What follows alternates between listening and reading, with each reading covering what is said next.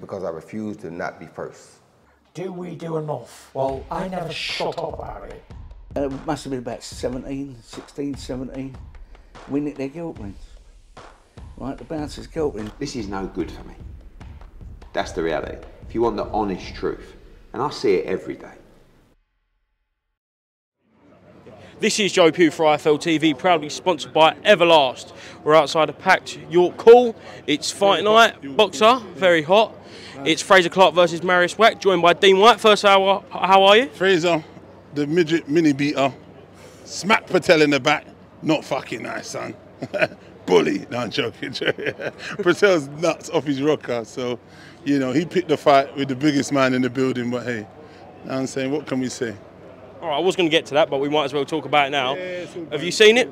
Yeah, I saw it. Obviously, he phoned me immediately after. He said, hey, I was assaulted. I was attacked. I was accosted by a big old lummox. Someone told me tonight, I won't say who, but he said that Patel did go to the police. Did he? I don't know if he's gone to the police, but obviously, you know, in this day and age, you know, obviously from where I'm from, we don't really too cooperate. But some different people are different. You know, he feels maybe that he was attacked. I don't know. Like, personally, I was just saying to him, look, it is what it is. You know, in this game, sometimes a bit of push and a pull and a tug, like Carl Froch said in the fight. So I think, you know, sometimes when you stir the pot too much, you get a bit of a broth. You know what I mean? And things boil over. So I don't know. Look, I don't think Frazer Clarke was too angry and hit him with any malice. But look, it is what it is. Obviously, that's Prince's nuts, fam. So Prince does what Prince does. Prince Patel, he's in charge of his own destiny. I'm not really getting involved. Look, wherever this turns out is their business. But you know the game, innit? Sometimes if I go in there and clump someone, what do you think happens to me? But judging from Patel's comments on social media, was Frazer Clarke right to confront him? I don't know, man. I didn't see the comments. I'm not going to get into that, but let's see. Nasty fucking... Got Derek Chisora just walking in. Fucking clump Derek. No, I ain't got a problem with anyone. You trying to throw me under? You looking well? You got a little tan there. Saudi Arabia, is it? Del, did you see his mate Prince Patel's with Frazer Clarke yesterday? No. What was that? Frazer Clarke attacked young Prince Patel. 51 kgs fighter. No, he's a fighter, one of my fighters. Frazer Clarke? Yeah. For what? I don't know. I think he just said a few things online, saw him, pulled his hair, gave him a little body shot. I don't know. It is what it is. Derek will do worse. If you talk shit, if you get back, you get smacked. Cheers, though. Is this a present for me this time? All right, we'll move on from Prince Patel. Yeah. Let's talk about yourself. How have you been? Black Box, what's happening? Yeah, all good, as best as we can be, working hard, keeping busy. Had a show Saturday, you know, good as usual. And we just continue to graft and build and grow and develop, you know what I mean? Announced another show today, July the 29th. So consistency is key, building the guys. So I've got a few boys now, 7-0, 8-0, 6-0, you know, good numbers. And now we're moving into title contentions for all of those boys. And this is really what it was about. Growing the band, growing the company, growing the boys, and then looking at where we can position them and see if we can go onto different platforms and get some work, you know what I mean? I do need them for my platform, but at the same time, we're looking to branch out and see what's going on. But it's hard, trying, but good at the same time, you know what I mean? I think I saw a video that you reposted with Johnny Nelson talking about yourself, your growth. Long term then, do you want that broadcasting deal? Do you want to push Black Box? Of course we all aim for a broadcaster. You get into the game to push. It's not the be all and end all right now because, you know, we've still got to develop and learn the game and continue to grow. We're only about, a year and a half. This is our second year, I think, is it? No? What is it? Just, not last year, the year. Yeah, 2 years. Just after COVID. Just after COVID. I think it was the end of, what was last year? 22, 21. Yeah, so 2 years this year. So, I mean, look, I think we've had about 8 or 10 shows and we're really going and we put our time and effort and give people a great night of action, boxing, food, entertainment.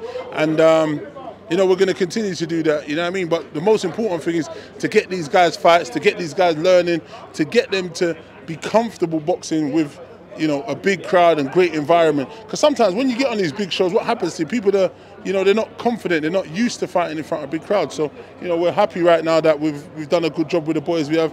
And Alfie Clarke got a great knockout on Saturday night. Have you seen that highlight knockout? Good, and that was a good stoppage. That guy came to fight, and that's what happens when you get people that come to fight. They open up and they allow you to. What you saying, champ? Yeah, man. Come on. You know what I mean? We're gonna chat though, anyway. Yeah, old school.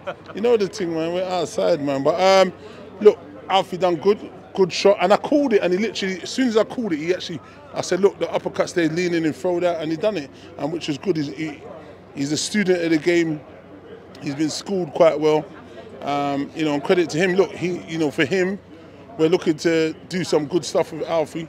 Maybe get him either the youth world title or Commonwealth title or something very shortly. So we're gonna be pushing aggressive and sharp in the next few months. And I think that's one of the doctors that works for us normally, I think.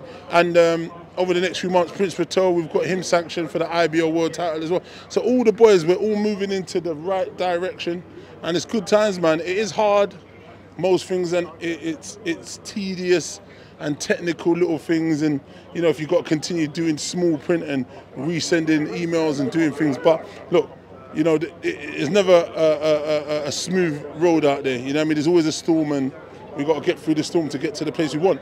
TV is one place we're coming, or a platform that's going to give us funding that we can take this to the next level. So, you know, right now we're going to continue to blossom and grow, but we're going to learn at the same time. So when we get there, we're going to be fully prepared, because when you're underprepared, you make mistakes, you know what I mean? So it's good time. We're learning. We're doing our apprenticeship quite good right now. Long may it last. God willing, we continue to grow, and blesses us, you know what I mean? Excellent, yeah, let's hope that Black Box does continue to grow and we'll see it on the big stage. But Dean, I've got to ask you about Dillian's comments on Sky Sports earlier this week regarding Anthony Joshua and how seriously he's taking the potential offers moving back and forth for a fight in August. What did you make of those comments? Do you know what, to be honest, this is nothing new. This is something he said months ago. Obviously, he's there doing his thing, ticking over, working, as he should as a professional. But obviously, he's saying there's not much of a communication. And, you know, with such a fight of that magnitude, you'd think, one, it would be in maybe a bigger arena, not the O2, it'd probably be in Wembley, maybe with a stacked undercard, and then two, you'd have more of a dialogue by now. Do you know what I mean? Because you'd want to build it.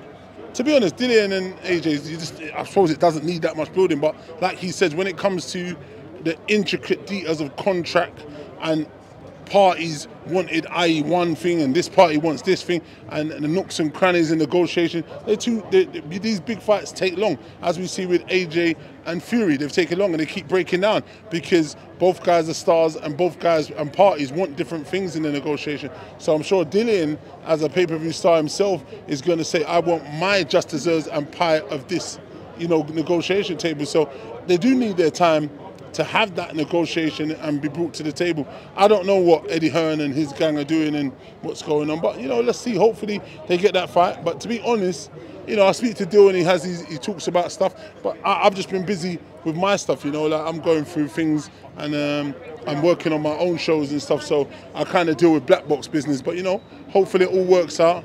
And, you know, if it does get the fight, you know, hopefully he turns up and delivers and does what he needs to do in the rematch, you know what I mean? Do you think they're waiting? Yeah, do you think they're waiting? It doesn't make sense to fight Dillian if you've got a 50 million check waiting for you. If you're a smart guy and you've got 30 or 50 million on the line, why would you go and take such a fight like Dillian Whyte? Maybe you're overlooking him or you're undermining him or being quite disrespectful, but maybe AJ just thinks, well, I need a tough fight going into a fight with Deontay Wilder, and respectfully, I get that because he is a crusher, man. He's a wrecking ball, you know what I mean, as we've seen. Do you think they are waiting to see what plays out with Deontay Wilder in Saudi Arabia in December before they make a hard play? Possibly. I'm not sure. Listen, we're only speculating. I hear parts and snippets of news and things what people say, but sometimes you can't listen to these people because obviously it doesn't always translate into something. When we hear kind of snippets of stuff, we end up getting it wrong.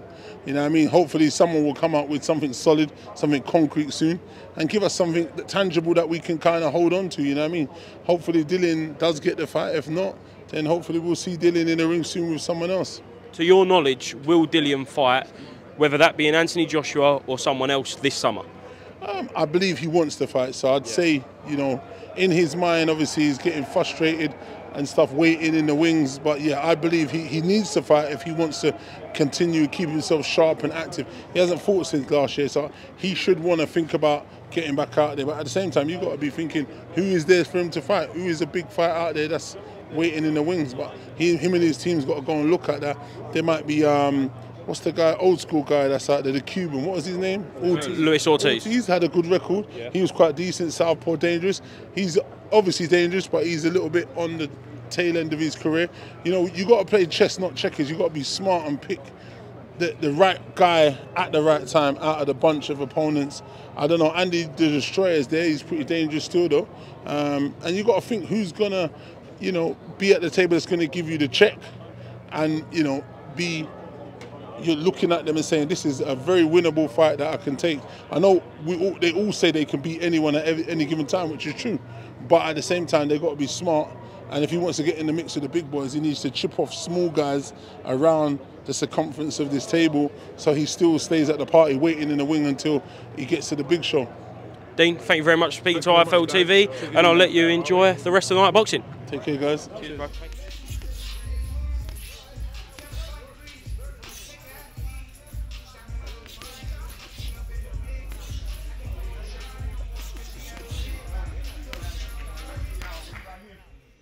Because I refuse to not be first. Do we do enough? Well, I never shut up about it. It must have been about 16, 17. We nicked their guilt rings. Right, the bouncer's guilt ring. This is no good for me. That's the reality. If you want the honest truth, and I see it every day,